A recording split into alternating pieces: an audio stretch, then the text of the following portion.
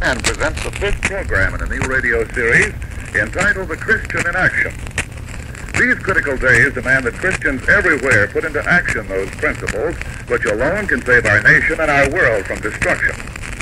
Our Christian principles must guide us in our everyday lives, in our home life, our schooling, in our work, our leisure time, and in our community endeavors. To inspire and to guide and to help solve everyday problems in a practical Christian way is the purpose of this new series, The Christian in Action. Today we begin a series of 8 programs under the general heading, The Christian in Action in the Home. This first program in the series of 8 will concern itself with the need for the Christian to reconstruct his and his neighbor's family consciousness. Discussing this important topic under the title, Rediscovering the Family, will be Dr. Edgar Schmiedler of the Benedictine Fathers, Director of the Family Life Bureau of the National Council of Catholic Welfare, and U.S. Representative and Mrs. Augustine B. Kelley of Greensburg, Pennsylvania.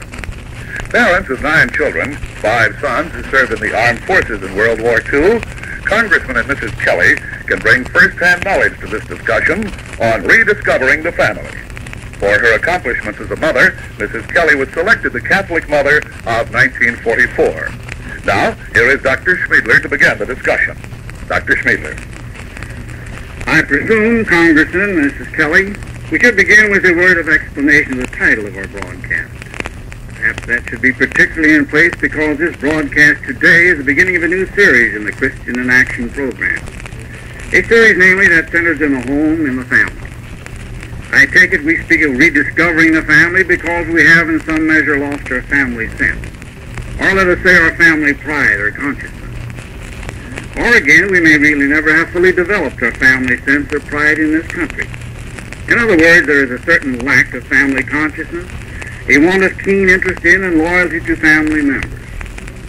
So far as the word family is concerned, I suppose we take it to refer first of all to immediate family members, but that we do not totally exclude other family, relatives, or near kin. Congressman Kelley, would you have anything to add to that? Actually, Dr. Schmiedler, I believe that most of us regard the family as the immediate members of the household.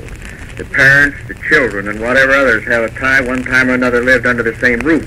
As you say, the family can include other relatives, but when we begin to use the word in its broad sense, then it is quite likely to extend even further. Once the proper generosity and responsibility have been developed within a family group, that consciousness is usually widened to include the neighborhood, the community, and, if followed to the logical conclusion, the state and the nation. Haven't you noticed that the person with a real family sense makes the better neighbor and the better citizen? I certainly have. Looking at it the other way, the individual who is selfish and irresponsible with his family seldom makes any worthwhile contribution to his community. Won't you agree, Mrs. Kelley? Oh, I'm quite sure of it. Although I don't suppose that there have been any studies made to prove that the better family man makes the better citizen. The other side of the ledger is very clear. However, no one will question that juvenile delinquency originates in homes where a true family sense or family pride is lacking. When that quality is missing in one or both of the parents, then it is very often reflected in the children. Yes, we find definite evidence of this fact in divorce statistics. Broken homes, broken characters, broken laws. That is the usual order. And in most cases, this sequence can be attributed to the deficit of family sense in either the father or the mother or both. We all recall the shocking fact that a short time ago we had more than 500,000 divorces in this country in 1 year.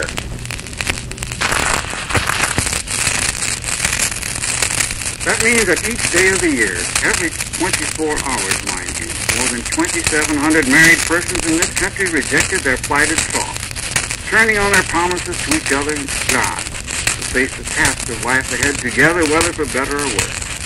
I understand the situation is somewhat better now, and I pray that it will continue to improve. There were approximately 400,000 divorces in the United States in 1949, the latest year for which we have fairly complete data. To that picture we must add, of course, the many homes broken by desertion. A large part of the public has come to make divorce a readily accepted practice. With this attitude, how can the proper family sense possibly be developed? Mrs. Kelley, I would like you and the congressman to tell us something about how the strong family sense came about in your family, whether it was an accident or if it was planned that way. Providing family interest for those 9 children of yours is an experience that other fathers and mothers want to hear about. Tell me, did you also come from a large family in the paternal home? Yes, there were 8 of us at home. It was a hard task for my father to provide for so many, and our responsibilities to each other just seemed to grow with us, with no one attempting to escape them. Mr. Kelley also came from a large family. There were 9 children, and it was a struggle for them too. Somehow I feel that, where parents are blessed with large families, where each must share in the misfortune of the others, a family sense is almost an automatic development. I can't speak for the smaller families, but we have friends with 1, 2, and 3 children who have the highest appreciation of family responsibility and family pride. Whether raising such fine families was as easy for them as it was for us, I don't know. Congressman Kelley, did you hear what your spouse just said? That it was an easy job to raise those 6 boys and 3 girls of yours? Do you feel the same way about it? If so, I wish you would let some of our listeners in on the secret. Well, it's rather amusing to hear that, but for the sake of my family harmony and unity, I shall partly agree. However, feeding and clothing a large family presents its problems, but you can be sure that the joys accruing with each additional child more than compensate for one's hard work. As for the moral development of the children, I say to you sincerely, Dr. Schmiedler, that Mrs. Kelley's use of the word automatic is precisely the correct expression. That is the way it should be, whether the family is large or small. A united and unselfish spirit is developed merely by good example on the part of the parents, with Christian training in the home and with proper discipline. Not the cruel or brutal discipline that the word sometimes implies, but a sensible program of good conduct for everyone to follow. It is an insistence on respect for the laws of God and for obedience to the parents. How about family interests, Mr. Kelley? Interests that keep children in the home and knit the group closer together. Did you make any special efforts at attracting the children in such a way that they would enjoy spending their evenings and their other spare time together? I wouldn't say that any special effort was required, and I don't think that parents deserve any particular credit for making the home sufficiently appealing to keep the family together. Again, that is only the way that it should be. Sociologists make a great deal of a community of interest as a factor making for loyalty on the part of family members and serving to bind them together in harmonious unison. Would your own experience corroborate that? Oh, I don't think that anyone would question that theory, Dr. Schmiedler. If a young man and woman have a community or binding association or worthwhile interests when they marry, you may be sure that their foundation for a happy life is a firm one. And diverse interests would have the opposite effect? Would make for disunity? Yes, particularly where basic interests are involved. If one person is not interested in religion and the other one is, for instance, then of course the foundation of the marriage would be a weak one. I don't mean to say that husband and wife should have no distinctive interest of their own, but community of interest most certainly has a great unifying effect. Mrs. Kelley, aside from those basic interests, what common interests would you have in mind? Oh, there are so many of all kinds that I wouldn't know where to begin. But while we're on the subject of the basic interests, I would like to dwell a moment on the point which has meant so much to us. When the family begins to grow, the children naturally become the centers of attention and of sympathy. They are treasures and main sources of interest for the parents. Sharing these treasures is what means so very much to the father and mother. Since they must work out together the destiny of those children whom God has entrusted to their care, this interest becomes more binding than any other power on earth. There just isn't anything more engrossing than the physical, mental, and moral development of one's children. Yes, Mrs. Kelley, these and companion interests most certainly contribute to unity and harmony. They foster loyalty and feed affection. But I believe that even if many of these are lacking, this common interest and awakened sympathy that show themselves as husband and wife bend over the cradle of the little one. Our plan together for those who are flesh of their flesh and bone of their bone, draw them together as no other influence can do. It must have always been the experience of the race that the average man and woman find in parenthood one of the greatest sources of joy and satisfaction in life. Obviously, where there are such common sympathies and interests, there is a strong family consciousness. Possibly a point well worth adding is this. Common sympathies and interests integrate the family. They bind the members together. And other things being equal, the more integrated a family is, the better it can carry out its primary functions of child training. Making that point, Congressman, brings to my mind the powerfully integrating influence of common religious interests. Intangible a force that religion be, there is no doubt about its integrating influence in a family circle. Any priest who has been in close touch with the families of his parishioners will unhesitatingly vouch for this, and for the truly elevating and strengthening influence of religion in the homes of his people. Some years ago I made a study of groups of families in this regard. There is no question that contact with the families of the study irresistibly conveyed the impression that very generally religion was a force at work in the lives of all their members, a force that among other things also made for upright family life and for cohesion of family members. Religion served as a cement for the home and the family in the past. It can be a resource for the home in the face of all change today. And now, Mrs. Kelley, will you tell us something of the other interests, the recreation and social interests that you created in the environment of your children? Well, we just let the children know that the home was there to entertain themselves and their friends. I remember when the boys were small, they put up a basket in the yard and had all their friends come in to play ball. On Saturday afternoons, they would spend hours outside playing basketball and other sports. As long as they could do it in their own yard, why would they want to go elsewhere? In the evenings, it was the same way. We always had other children in from the neighborhood, and I believe that Mr. Kelley and I got just about as much enjoyment out of it as the youngsters did. As a matter of fact, their father frequently played baseball, tennis, and golf with them. I think he still claims the family championship. And the boys say that their mother is still the best dancer in the family. Well, I agree with them. You see, we had 5 boys before the first of our 3 daughters was born. So Mrs. Kelley had to act as mother and sister for a number of years. But Dr. Smeedler, as a sociologist and a clergyman, have you in mind any causes of the lack of family pride or consciousness, a condition that is all too prevalent today? Yes, I do. The field you open up, however, is so very large that I suppose I will have to answer in somewhat general terms. I would say, for instance, one cause is to be found in the relative newness of our country and its resultant lack of tradition. What has that to do with a family sense or family pride, Dr. Smeedler? Let me put it this way. People who came to this country over the past years were largely separated from their kin of the old world, and great numbers of them, at least, have not yet been blessed with a large line of descendants here. Nor have they as yet developed any considerable number of family traditions of their own. For example, we do not have in this new world what in the old world is called so very expressively the Arab hall. That is the family acres, the family house and premises that have been in the family name for generation after generation.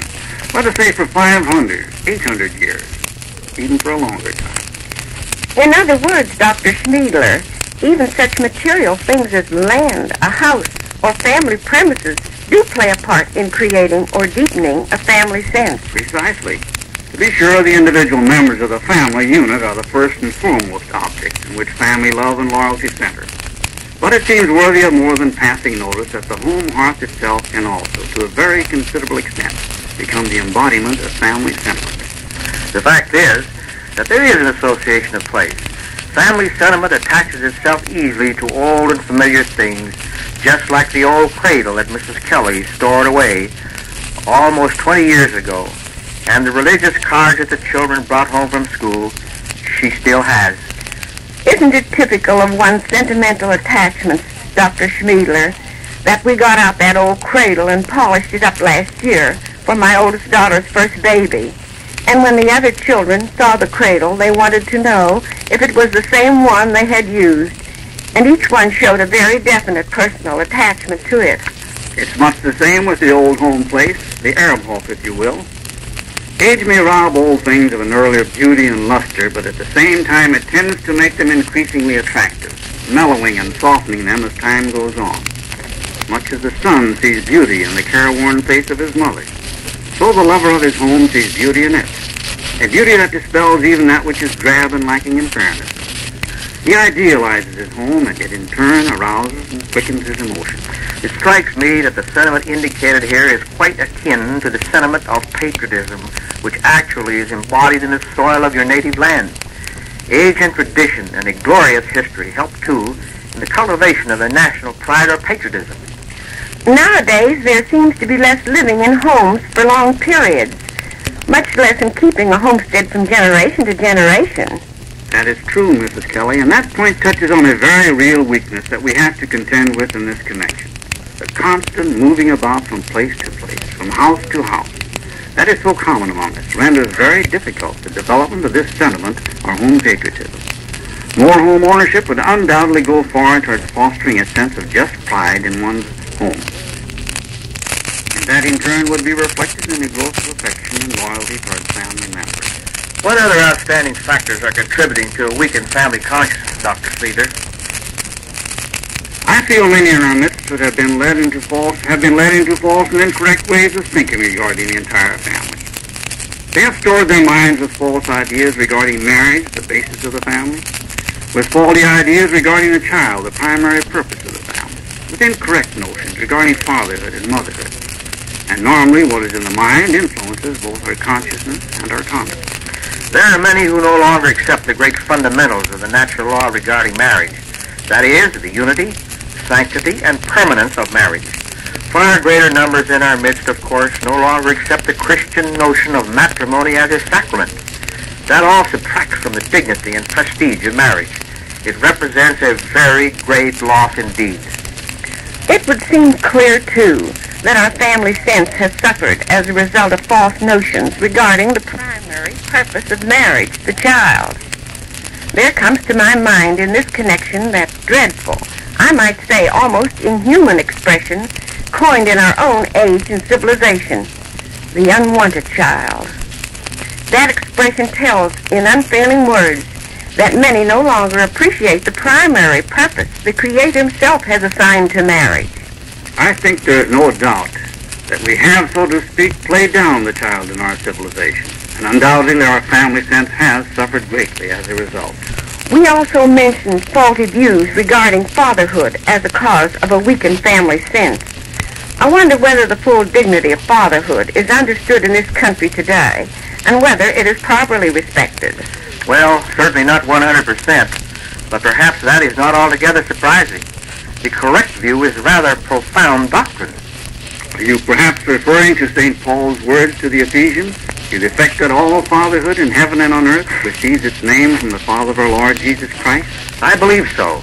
Those words obviously mean that all honor, all dignity, and all power attaching to earthly fatherhood are a representation or reflection of the fatherhood of God.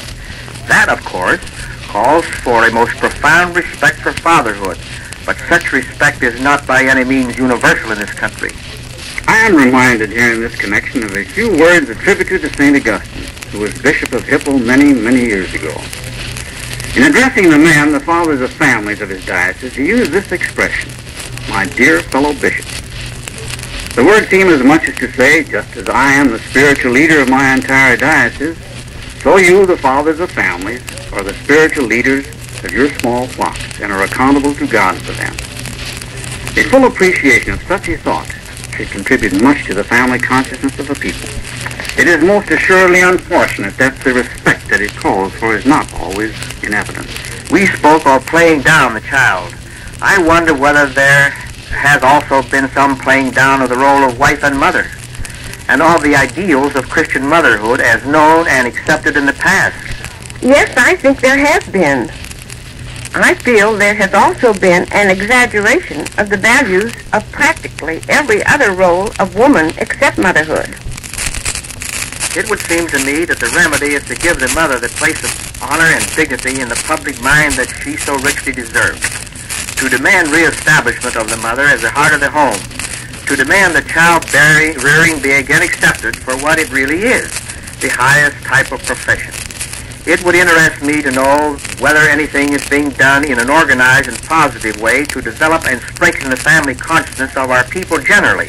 Could you, as director of the Family Life Bureau of the National Catholic Welfare Conference, tell us of anything about that, Dr. Smeedler? Yes, I think I can, if time permits. There have been consistent, organized efforts over the past few decades to develop an active family apostolate among our Catholic people. These efforts have aimed at the beginning of building of a higher and finer type of family life, and they have been very well rewarded. One particularly important result has been the growth of a renewed interest in the family generally. We can speak today of a definite family life movement. What specifically constitutes some of the activities that make up the family apostolate to which you refer? For example, there are large numbers of discussion clubs and forums on marriage, the family, child care, and training.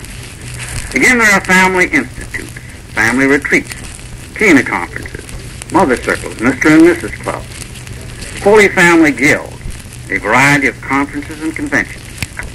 I must mention, too, our rapidly growing literature on all phases of family life and its ever wider distribution. These and still other activities constitute what we generally refer to as a family apostolate. They all contribute to our family life movement. I should think these activities of an inspirational nature would do much to revive the family consciousness of the people. Are there other activities that the Family Life Bureau promotes? Yes, a number of others. For example, there is a practice of renewing the marriage promises in groups. Then there is a family holy hour. Again, the conferring of awards on individuals who have done particularly effective work in some field of the family. There are many inspirational articles and addresses.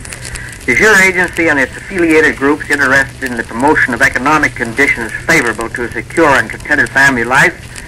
In other words, is it interested in the solution of such problems of the family as bad housing, inadequate wages, working mothers, and so forth? Very much so. To the extent, at any rate, that our energies and resources permit. We feel we accomplish not a little for the family by even developing a favorable opinion regarding the correction of such evils as you mentioned. Well, apparently our time is about up. I am very grateful to you, Congressman Kelley and Mrs. Kelley, for participating in this program this morning. We are most grateful for the opportunity to participate in this worthy program, Dr. Smeedler. It was kind of you to ask us to be here with you, Dr. Smeedler. On this program entitled The Christian in Action. The National Council of Catholic Men is pleased to make available printed copies of these discussions and the summary which is to follow. For your free copy, simply drop a letter or a penny postcard to the National Council of Catholic Men, Washington 5, D.C., or to your favorite ABC station. Copies in bulk for study groups, discussion, and classroom use may be acquired at cost. Write the National Council of Catholic Men for full details. And now, here is Father Smeedler. We discussed this morning the topic rediscovering the family because of our conviction that there is a certain lack of strong vitality in what we call the family sense of the nation. We feel there is something wanting in our family pride and our family conscience. We see rather obvious evidence of this lack in such evils afflicting the nation's family life as divorce and delinquency, in what Congressman Kelley referred to as broken homes, broken characters, broken laws. As to causes of the lack, there is the fact, for instance, that many have not yet developed a strong family tradition in this country. Perhaps of greater importance, however, is the consideration that a great number have false ideas in this entire field, and as a result are without a true appreciation of the dignity, the beauty, the genuine values of Christian marriage, Christian fatherhood, and Christian motherhood. All of us see great values for family life in what we have called a community of interest.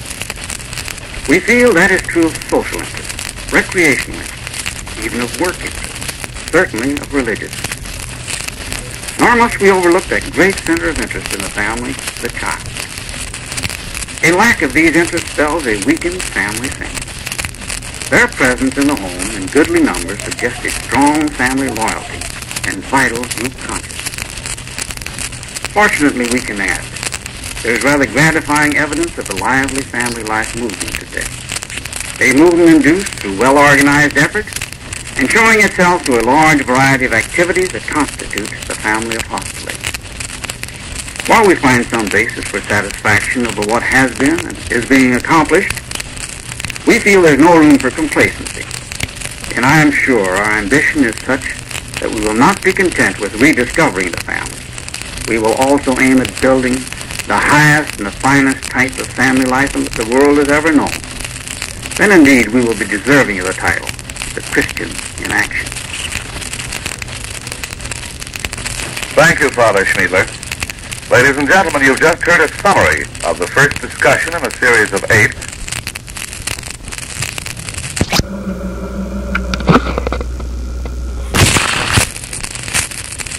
under the general title, The Christian in Action in the Family. Today's discussion was entitled Rediscovering the Family and featured Dr. Edgar Schmiedler of the Benedictine Fathers, Director of the Family Life Bureau of the National Catholic Welfare Conference, and United States Representative and Mrs. Augustine B. Kelley of Greensburg, Pennsylvania. Mrs. Kelley was selected Catholic Mother of the Year in 1944. The Christian in Action is produced by the National Council of Catholic Men in cooperation with the American Broadcasting Company and its independent affiliated stations. Next week, Dr. Kirby Neal of the Catholic University of America, Mrs. Charles W. Neal of New York City, and Father John O'Sullivan of Catholic University will present number 2 in this current series of 8 programs. It will be entitled Christ at the Fireside. On succeeding programs, there will be discussions on the techniques of developing the religious education of children in the home, family religious practices, teenage youth, the present emergency, and the economics of family life. You are cordially invited to send your contribution for the support of the Christian in Action to the National Council of Catholic Men, Washington 5, D.C. That address again is the Christian in Action, in care of the National Council of Catholic Men, Washington 5, D.C. This program came to you from Washington.